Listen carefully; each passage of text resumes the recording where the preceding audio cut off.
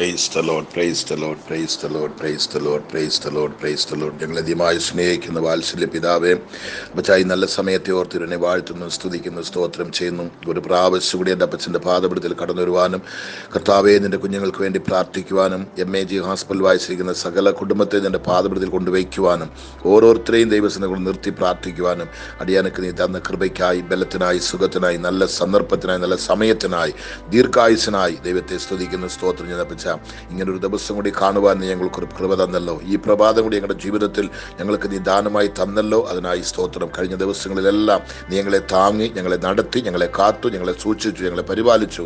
ഞങ്ങളുടെ ആവശ്യങ്ങളുടെ എല്ലാ മുഖത്ത് സ്വർഗത്തിൻ്റെ കലവറ ഉണ്ടായിരുന്നു, കരമുണ്ടായിരുന്നു. നീ ഞങ്ങളെ താങ്ങിയല്ലോ, നടത്തിയല്ലോ. എല്ലാ സഹായത്തിനായി ധന്യോടനെ സ്തുതിക്കുന്ന പച്ച ഇപ്പോഴും കൂടെ പ്രാർത്ഥിക്കുവാനും ദൈവത്തെ സ്തുതിക്കുവാനുള്ള ആരോഗ്യവും ബലനും ദീർഘായുസ്സും ശരീരസുഖവും ദൈവം തന്നതിനായി സ്തോത്രം. എന്നോടുകൂടെ പ്രാർത്ഥനിക്കുന്ന എല്ലാ നിന്റെ കുഞ്ഞുങ്ങളെയും, എല്ലാ ദൈവഭക്തന്മാരെയും, അപ്പച്ചന്മാരെയും, അമ്മച്ചിമാരെയും, യൗവനക്കാരെയും, കുഞ്ഞുങ്ങളെല്ലാം അപ്പച്ചാ നിന്റെ പാദപീഠത്തിൽ കൊണ്ടുവയ്ക്കുകയാണ്. കേരളത്തിലും ഇന്ത്യയിലും ഇരുന്ന് ദേശത്തിൻ്റെ പല ഭാഗങ്ങളിൽ ഇത് കണ്ണുനീരോട് പ്രാർത്ഥിക്കേണ്ട കുഞ്ഞുങ്ങൾ കർത്താവേ സ്തോത്രപച്ച, സ്തോത്രപച്ച. അവരുടെ ജീവിതത്തിൽ വലിയ മാറ്റം, ഒരു വലിയ വിടുതൽ, എൻ്റെ ദൈവത്തിൻ്റെ കരത്തിൻ്റെ വീര്യ പ്രവർത്തികൾ നിന്റെ കുഞ്ഞുങ്ങൾ അനുഭവിക്കുവാൻ എൻ്റെ കർത്താവ് സഹായിക്കണമെന്ന് അപ്പച്ചൻ്റെ നാമത്തെ പ്രാർത്ഥിക്കുകയാണ്. ഒരുത്തരും തളർന്നു പോകരുത്, ഒരുത്തരും ക്ഷീണിച്ചു പോകരുത്, ഒരുത്തരും താളടിയാകരുത്, ഒരുത്തരും പുറമോട്ട് പോകരുത്. കർത്താവെ മുന്നേറുവാനുള്ള കൃപ, എതിർത്ത് നിൽക്കുവാനുള്ള കൃപ നിന്റെ കുഞ്ഞുങ്ങൾക്ക് നീ തരണമെന്ന്, എതെയും താങ്ങുവാനും സഹിക്കാനുള്ള കൃപ ഓരോരുത്തരുടെ ജീവിതത്തിലും ദൈവം തരണമെന്ന് പ്രാർത്ഥിക്കുന്നു. ഞങ്ങൾക്ക് ദോഷമായിട്ടൊന്നും ചെയ്യുന്ന ദൈവമല്ല, ഞങ്ങൾക്ക് എന്ത് ചെയ്താലും നന്മയ്ക്കായി, ഞങ്ങൾക്ക് നന്മയ്ക്കായി ചെയ്യുന്ന കർത്താവ്. നിന്നെ ഞങ്ങൾ വിശ്വസിക്കുന്ന പച്ച, കരങ്ങളിലേക്ക് ഏൽപ്പിക്കുന്ന പച്ച, അത്ഭുതം നീ പ്രവർത്തിച്ചാട്ട് യേശു ക്രിസ്തുവിൻ്റെ നാമത്തിൽ പിതാവേ, ആമേൻ, ആമേൻ, ആമേൻ. ദൈവത്തിൻ്റെ പൊന്നുനാമം മഹത്വമെടുക്കുമാറാകട്ടെ. ഇന്ന് കർത്താവിൻ്റെ സന്നിധാനത്തിൽ ഇരുന്ന് അല്പസമയം പ്രാർത്ഥിക്കുവാൻ ദൈവം നമുക്ക് ഭാഗ്യം തന്നിരിക്കുന്നു. അതിനായി ഞാൻ ദൈവത്തെ സ്തുതിക്കുകയാണ്. നിങ്ങളെല്ലാവരെയും കർത്താവിൻ്റെ നാമത്തിൽ നിങ്ങൾക്ക് വന്ദനം പറഞ്ഞ് നിങ്ങളെ അനുഗ്രഹിക്കുന്നു. അനുഗ്രഹത്തിൻ്റെ ഒരു ഉറവിടം നിങ്ങൾക്ക് തുറക്കട്ടെ. എല്ലാം ദൈവകൃപയിലെ ബലപ്പെടുവാൻ ദൈവം സഹായിക്കട്ടെ. ദൈവം നമുക്ക് അത്ഭുതങ്ങളെ പ്രവർത്തിക്കും.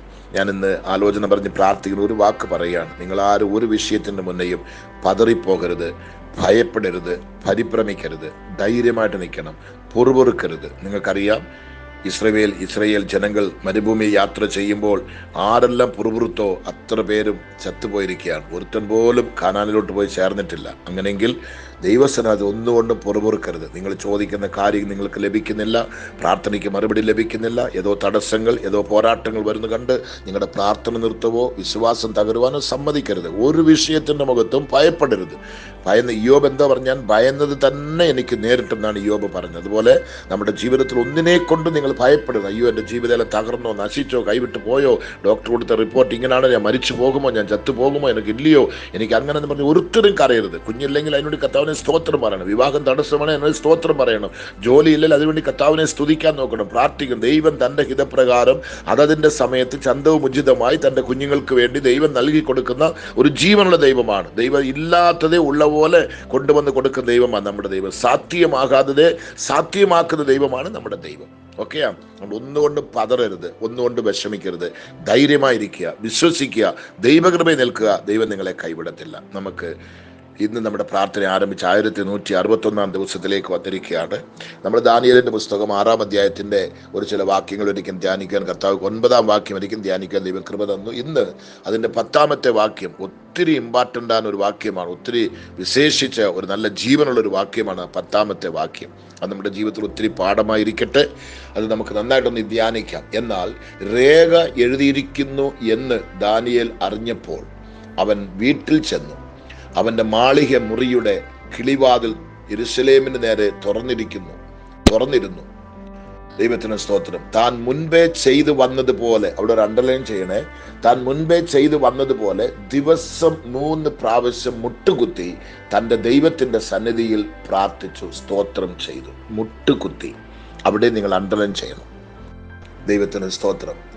ഈ വാക്യം വായിക്കുമ്പോൾ നമ്മുടെ അകത്തെ മനുഷ്യൻ പിടയ്ക്കണം, ചാടി എഴുന്നേൽക്കണം. അകത്തെ മനുഷ്യൻ, മാംസം എങ്ങനെയാണെന്ന് എനിക്കറിയത്തില്ല, അകത്തെ മനുഷ്യൻ ചാടി എഴുന്നേൽക്കണം, ഗർജിക്കുന്നൊരു സിംഹം പോലെ മാറണം.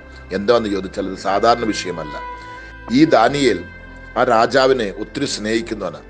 ആ രാജാവും ഈ ദാനിയേലെ ഒത്തിരി സ്നേഹിച്ച് ഒരു ഉന്നത സ്ഥാനത്തിൽ അവനെ കൊണ്ടുവയ്ക്കുകയാണ്. മറ്റുള്ള എല്ലാവരും ആ 122 പേരെ കാട്ടിലും ദാനിയേലെ ഒരു ഉന്നത സ്ഥാനത്തിലേക്ക് അവനെ കൊണ്ടു നിർത്താൻ അത്രമാത്രം സ്നേഹം, അവന്റെ മേൽ അത്രമാത്രം വിശ്വസ്തത, അത്രമാത്രം വിശ്വാസം ഈ രാജാവിനുണ്ട്. അതുകൊണ്ട് ആ രാജാവാണ് ഇവന് ഈ പത്രത്തിൽ ഒപ്പിട്ടിരിക്കുന്നത്, രേഖപ്പെടുത്തിയിരിക്കുന്നത്. ദൈവത്തിന് സ്തോത്രം. അങ്ങനെങ്കിൽ ഈ രാജാവ് മനഃപൂർവ്വമായി ചെയ്തതല്ലെന്ന് നമുക്ക് നന്നായിട്ട് അറിയാം. ദാനിയേലോട് സ്നേഹമില്ലാത്തനാലോ ദാനിയേലെ കൊല്ലുവാനോ അല്ല രാജാവ് ചെയ്തത്. പക്ഷെ അവിടെ രാജാവ് ചെയ്തേ ഒക്കത്തുള്ളൂ. അവനത് ചെയ്യാതിരിക്കാൻ പറ്റത്തില്ല. അത് ചെയ്തില്ലെങ്കിൽ തൻ്റെ ആ പദവി അങ്ങ് പോകും. ആ രാജ്യത്തിൻ്റെ പദവി അങ്ങ് പോയി സാധാരണ ഒരു ലോക്കൽ ആളായി മാറും. അതുകൊണ്ടാണ് ഈ രാജാവ് ഇപ്പോൾ ഒപ്പിട്ടിരിക്കുന്നത് എന്ന് പറഞ്ഞ് ദാനിയേൽ അവിടെ ഒന്നും രക്ഷപ്പെടാൻ ഒരു മാർക്കവുമില്ല. ദാനിയേലിന് മരണം നിശ്ചയമാണ്. സിംഹങ്ങൾ അവനെ കീറി തിന്നും. അവനിനി ജീവിതമില്ല, അവൻ്റെ ജീവിതം കഴിഞ്ഞു. ഈ 30 ദിവസത്തിനകത്ത് ഒരു ദിവസം അവൻ മരിക്കും. വിരലിൽ എണ്ണിക്കൊണ്ടിരിക്കുന്ന സമയമാണ്. നിങ്ങൾ ആരാകിലും ഇപ്പോൾ രോഗക്കിടക്കയിലെ ഡോക്ടർമാർ കൊടുത്ത നിർദ്ദേശങ്ങളെ വെച്ചുകൊണ്ട് വിരലെണ്ണിക്കൊണ്ടിരിക്കുന്നെങ്കിൽ ഒന്ന് ചിന്തിച്ചു നോക്കണം. നിങ്ങളുടെ ജീവിതത്തിൽ നിറയെ പ്രത്യാശകളെല്ലാം നഷ്ടപ്പെട്ട് കാണും, തകർന്നു കാണും. നിങ്ങൾ ഒത്തിരി ആശയോട് കാത്തിരുന്നല്ല നിങ്ങളുടെ കയ്യിൽ വരാതെ പോയി കാണും. അപ്പോഴൊന്നും നിങ്ങൾ പതറരുത്. ഇവിടെ ദാനിയേലിനെ നന്നായി കണ്ട് പഠിക്കണം, മനസ്സിലാക്കണം. ഒരു ദൈവ പൈതൽ പഠിക്കേണ്ട വിഷയമാണിത്, മനസ്സിലാക്കേണ്ട വിഷയമാണ്. ദൈവകൃപ പ്രാപിച്ച ഓരോ കുഞ്ഞുങ്ങളും ബുദ്ധിപൂർവമായി ഈ ഭാഗത്തെ ഒന്ന് ചിന്തിക്കണം. നിങ്ങളിതൊന്ന് ചിന്തിക്കണം, നിർത്തി ഒന്ന് ചിന്തിക്കണം. നിങ്ങളുടെ ജീവിതത്തിൽ ഈ ധൈര്യമുണ്ടോ, ഈ വിശ്വാസമുണ്ടോ, ഇങ്ങനത്തെ പ്രാർത്ഥനയുണ്ടോ എന്നുള്ളത് നിങ്ങളൊന്ന് ചിന്തിച്ചു നോക്കുക. ഈ വാക്യം പറയുന്നത് നന്നായി ശ്രദ്ധിക്കണേ. ഉടനെ ദൈവത്തിൽ പറയുന്നുണ്ടോ, എന്നാൽ രേഖ എഴുതിയിരിക്കുന്നു എന്ന് ദാനിയേൽ അറിഞ്ഞപ്പോൾ, ദൈവത്തിന് സ്തോത്രം, ദാനിയേൽ മനസ്സിലായി രാജാവ് ഒപ്പിട്ട് കഴിഞ്ഞു, രേഖ നിവർത്തി ചെയ്ത് കഴിഞ്ഞു എന്ന് അവിടെ പറയുകയാണ്. അങ്ങനെ പറയുമ്പോൾ അറിഞ്ഞപ്പോൾ അവൻ വീട്ടിൽ ചെന്ന് ഒരു കയറെടുത്ത് കഴുത്തേലോട്ട് കെട്ടി, അന്ന് നാഞ്ഞുകൊണ്ട് ചാകില്ല, അല്ലെങ്കിൽ മേലെ അറയിലോട്ട് പോയി താഴോട്ട് ചാടി ആത്മഹത്യ ചെയ്തില്ല. അവൻ ചെയ്തത്, ചെന്നു അവന്റെ മാളികയുടെ കിളിവാതിൽ യെരൂശലേമിന് നേരെ തുറന്നിരുന്നു. അപ്പൊ പ്രാർത്ഥിക്കുന്നവന്റെ വാതിൽ എപ്പോഴും തുറന്നായിരിക്കുന്നത്, അത് നിങ്ങൾ ചിന്തിക്കണം. അത് നിങ്ങൾ പോയിന്റ് അവിടെ നിങ്ങളിപ്പോൾ അത് മാർക്ക് ചെയ്യണം. പ്രാർത്ഥിക്കുന്നവന്റെ പ്രാർത്ഥിക്കുന്ന ദൈവ പൈതലെ, പ്രാർത്ഥിക്കുന്ന ദൈവദാസ, പ്രാർത്ഥിക്കുന്ന മാതാപിതാക്കളെ, കുഞ്ഞുങ്ങളെ, നിന്റെ വാതിൽ, പ്രാർത്ഥനയുടെ വാതിൽ തുറന്നാണോ ഇരിക്കുന്ന നോക്ക്. നിന്റെ പ്രാർത്ഥനയുടെ വാതിൽ അടഞ്ഞു കിടക്കാണോ നോക്ക്. ഇവിടെ അവന്റെ വാതിൽ പതിവ് പോലെ തുറന്നിരിക്കുന്നു. അത് തുറന്നതാണ്, അടയ്ക്കാൻ പറ്റത്തില്ലത്. ഇപ്പൊ 30 ദിവസം അത് ക്ലോസ് ചെയ്യണം, ആരെയും കൊണ്ടും ക്ലോസ് ചെയ്യാൻ പറ്റത്തില്ല. അത് തുറന്നത് തന്നെ. ദൈവത്തിന് സ്തോത്രം. താൻ മുൻപേ ചെയ്തു വന്നതുപോലെ ദിവസം 3 പ്രാവശ്യം, ദൈവത്തിന് സ്തോത്രം, മുൻപേ ചെയ്ത ഒരു മാറ്റമൊന്നുമില്ല. നമ്മൾ ഒരു നേരം പ്രാർത്ഥിക്കാം, അത് കതവങ്ങോട്ട് അടച്ചിട്ട് ആ മുറിക്കകത്ത് ഒളിഞ്ഞ് കട്ടിലിന്റെ കീഴിൽ പോയി കിടന്ന് പ്രാർത്ഥിക്കാം, അല്ലെങ്കിൽ പ്രാർത്ഥിക്കാതെ അങ്ങ് ഇരിക്കാം, കർത്താവിനോട് ക്ഷമ ചോദിക്കാം. ഇല്ല, അവിടെ പറയുന്ന കാക്കണം, 3 പ്രാവശ്യം താൻ മുൻപേ ചെയ്തു വന്നതുപോലെ അപ്പൊ ദിവസവും നിന്റെ ജീവിതത്തിൽ ഈ 3 പ്രാവശ്യത്തെ പ്രാർത്ഥന ഉണ്ട്. അതിനുവേണ്ടിയാണ് ഈ കിളിവാതിൽ തുറന്നിരിക്കുന്നത്. താൻ മുൻപേ ചെയ്തു വന്നതുപോലെ ദിവസം 3 പ്രാവശ്യം മുട്ടുകുത്തി. കണ്ടോ, മുട്ടയിൽ നിന്നുള്ള പ്രാർത്ഥന സാധാരണമായിട്ടല്ല. ഈ ലോകത്തിന്റെ പണം കൊണ്ടോ, നിങ്ങളുടെ ബലം കൊണ്ടോ, നിങ്ങളുടെ ബുദ്ധി കൊണ്ടോ, നിങ്ങളുടെ വിദ്യാഭ്യാസം കൊണ്ടോ, നിങ്ങളുടെ ആളുബലം കൊണ്ടോ ഒന്നുകൊണ്ട് സാധിക്കുവാൻ കഴിയാത്തത് സാധിച്ച് തട്ടിപ്പറിച്ചെടുക്കുന്നതാണ് ഈ മുട്ടയിൽ നിന്നുള്ള പ്രാർത്ഥന. അത് നിങ്ങൾ മനസ്സിലാക്കണം. നമ്മുടെ ബുദ്ധി കൊണ്ട് സാധിക്കുവാൻ കഴിയാത്തത്, പണം കൊണ്ട് സാധിക്കുവാൻ കഴിയാത്തത്, നമ്മുടെ ബലം കൊണ്ട് സാധിക്കുവാൻ കഴിയാത്തത്, മനുഷ്യനെയും കൊണ്ട് സാധിക്കുവാൻ കഴിയാത്തത് നിങ്ങളുടെ മുട്ടയിൽ നിന്ന് സാധിക്കുവാൻ ദൈവം നമ്മുടെ കൃപ തരും. നിങ്ങളുടെ മുട്ടിന് വേണ്ടി കൈവച്ച് പ്രാർത്ഥിക്കണം. അനുദിനം നിങ്ങളുടെ മുട്ടയിൽ കൈവച്ച് പ്രാർത്ഥിക്കണം. നിങ്ങളുടെ മുട്ടിനകത്തിരിക്കുന്ന അഭിഷേകം ഒരു സാധാരണ അഭിഷേകമല്ല. നിങ്ങളുടെ തലയിലിരിക്കുന്ന അഭിഷേകത്തെ പോലല്ല, നിങ്ങളുടെ ശരീരത്തിലിരിക്കുന്ന അഭിഷേകത്തെ പോലല്ല. മുട്ടയിലിരിക്കുന്ന അഭിഷേകം ഭയങ്കരമാണ്. അങ്ങനെയുള്ളവൻ മുട്ടയിൽ നിന്ന് പ്രാർത്ഥിക്കും, മുട്ടയിൽ നിന്ന് പാട്ടുപാടും, മുട്ടയിൽ നിന്ന് സ്തുതിക്കും, മുട്ടയിൽ നിന്ന് ദൈവത്തിന്റെ വചനം ധ്യാനിക്കും. അവന്റെ ജീവിതം ഒരു നാളും നശിക്കയില്ല, അവൻ തകരത്തില്ല, അവനെ ആരും ഒന്നും ചെയ്യാൻ പറ്റത്തില്ല. അവിടെ പറയുന്നത് 3 പ്രാവശ്യം മുട്ടുകുത്തി തൻ്റെ ദൈവത്തിന്റെ സന്നിധിയിൽ പ്രാർത്ഥിച്ചു, സ്തോത്രം ചെയ്തു. ഒന്നിനും ഒരു മുട്ടുണ്ടാകാൻ അവിടെ സമ്മതിച്ചില്ല, ഒന്നിനും ഒരു തടസ്സം ഉണ്ടാകാൻ അവർ സമ്മതിച്ചില്ല. മരണം നിശ്ചയമാണ്, സിംഹത്തിന്റെ വായി പോയി ചേരും, അതിനൊരു സംശയമില്ല. പക്ഷേ നമ്മൾ പ്രാർത്ഥിച്ചു തന്നെ അങ്ങ് ചാകാം. പ്രാർത്ഥിക്കാതിരുന്ന് ചാകുന്നതിനെക്കാട്ടിലും പ്രാർത്ഥിച്ചങ്ങ് ചാകാം. സ്തേഫാനോസ് എങ്ങനെ മരിച്ചത്? പ്രാർത്ഥിച്ചോണ്ടല്ലേ മരിച്ചത്. അതേപോലെ യേശു എങ്ങനെ മരിച്ചത്? പ്രാർത്ഥിച്ചോണ്ടല്ലേ മരിച്ചത്. നമുക്ക് അങ്ങനെ അങ്ങ് മരിക്കാം. ഇതാണ് ദാനിയേലിന്റെ തീരുമാനം. പക്ഷെ അവൻ മരിച്ചില്ല.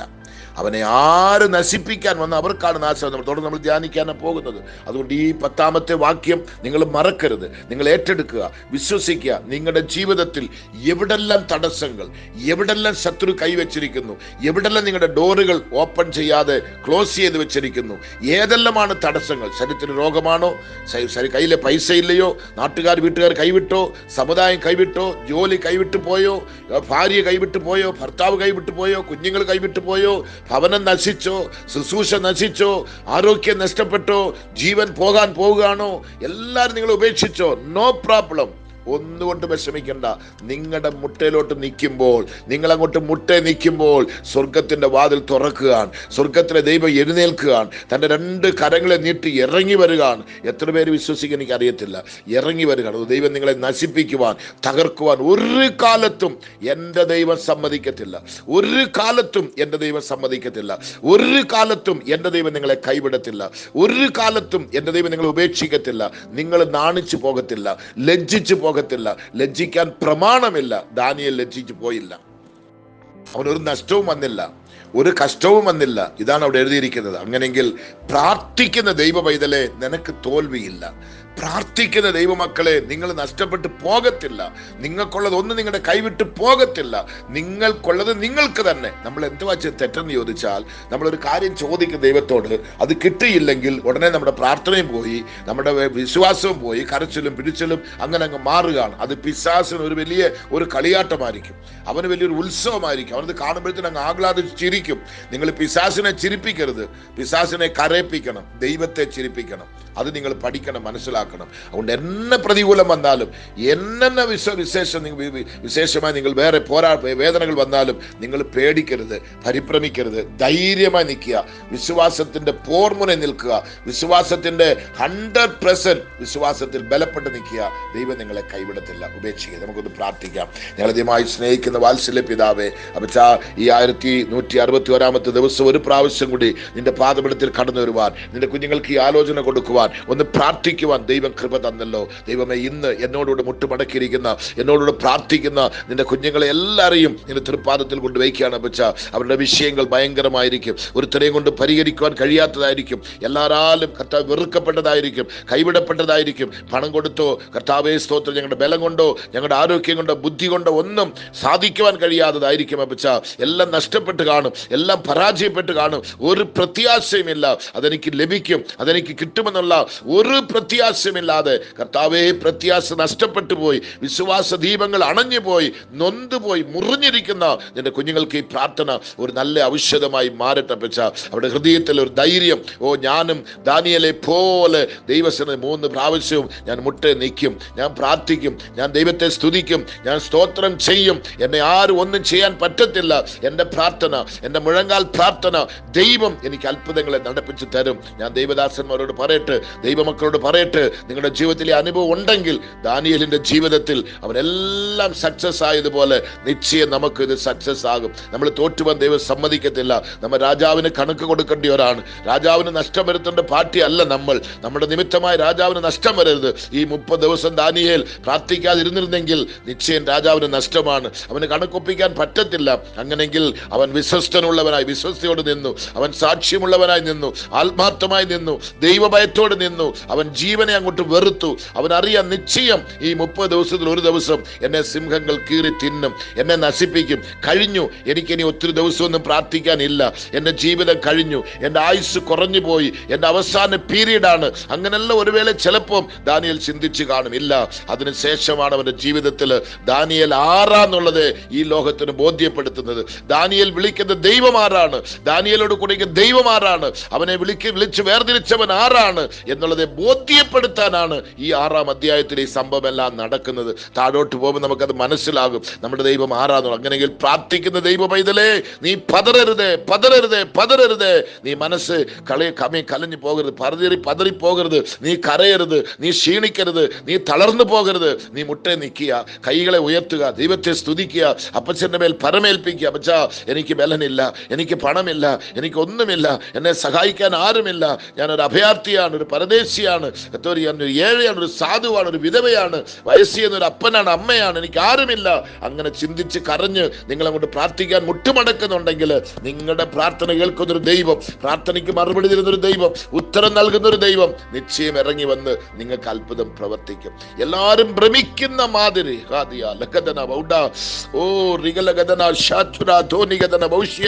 ഒരുത്തനും സാധ്യമാകാതെ, ഒരുത്തനെ കൊണ്ട് സാധ്യമാകാതെ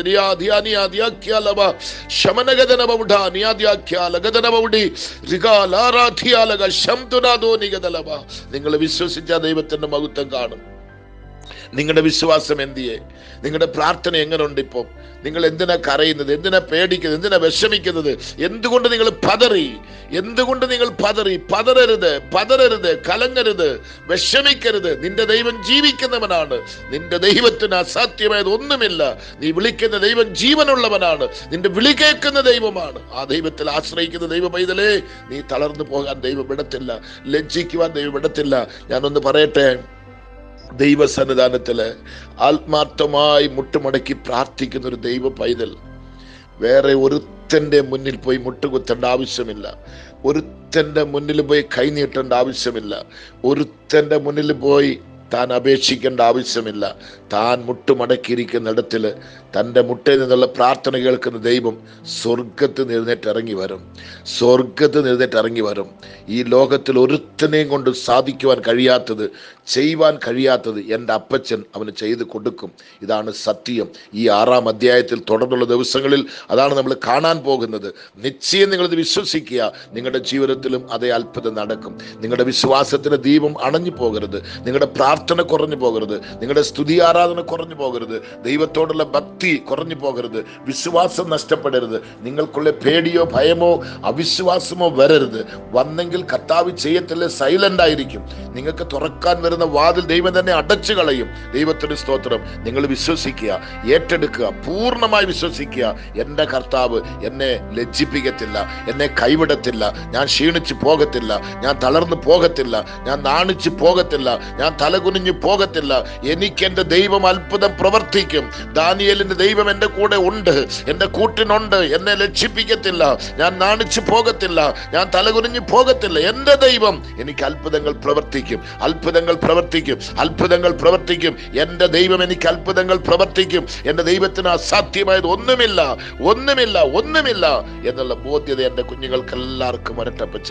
എല്ലാവരെയും നീ ബലപ്പെടുത്തിക്കാട്ട്, സഹായിച്ചാട്ട്. ദൈവകൃപയിലെ, ദൈവബലത്തിലെ, ദൈവസ്നേഹത്തിലെ, സത്യത്തിലെ, ആത്മാവിലെ നിന്റെ കുഞ്ഞുങ്ങൾ ബലം പ്രാപിച്ച് ശക്തി പ്രാപിക്കുവാൻ, പോരാടി ജയിക്കുവാൻ നീ കൃപ തരണമെന്ന് പ്രാർത്ഥിക്കുന്നു. ദാനിയേലിനെ ചെയ്ത കർത്താവ്, അവനെ വിടുവിച്ച ദൈവം ഇന്ന് എന്നോട് പ്രാർത്ഥിക്കുന്ന ഓരോ കുഞ്ഞുങ്ങളുടെ വിഷയത്തിനും പരിഹാരം കൊടുക്കണം, വിടുതൽ കൊടുക്കണം, പ്രാർത്ഥനയ്ക്ക് മറുപടി കൊടുക്കണം. ഒരുത്തരും തലകുനിയരുത്, ലക്ഷിക്കരുത്, നാണിക്കരുത്. അവർക്ക് വേണ്ടി ഞാൻ പ്രാർത്ഥിക്കുന്ന പ്രാർത്ഥന, അതിനുവേണ്ടി ഒതുക്കുന്ന സമയങ്ങൾ, എടുക്കുന്ന സമയങ്ങൾ ഒന്നും എനിക്ക് നഷ്ടമാകൂടാതെ ഞങ്ങളെ കർത്താവ് അനുഗ്രഹിക്കണം. അപ്പോൾ നീ പ്രാർത്ഥനയുടേതായി സ്തോത്രം. ഇത് നിമിത്തം ഉണ്ടാകുന്ന സകല മഹത്വവും എൻ്റെ തിരുമേനിക്ക് താഴ്ത്തുന്നു. യേശുവിന്റെ നാമത്തിൽ പിതാവേ, ആമേൻ, ആമേൻ, ആമേൻ. ഈ വാക്യങ്ങൾ വായിച്ച് ബലപ്പെടുക. ഈ പ്രാർത്ഥനയുടെ ബലം. നിങ്ങൾ തളർന്നു പോകരുത്, ക്ഷീണിക്കരുത്, അല്പം പോലും ഭയം നിങ്ങളുടെ അകത്തിരിക്കരുത്. നിങ്ങൾ മറ്റുള്ളവരെ പോലെ കരയോ ഒന്നും ചെയ്യരുത്. നിങ്ങൾ വിശ്വാസത്തിന്റെ ധീരതയിൽ നിൽക്കണം. ദൈവം നിങ്ങളെ ആശ്വസിപ്പിക്കും, ബലപ്പെടുത്തും. Okay, thank you. God bless U.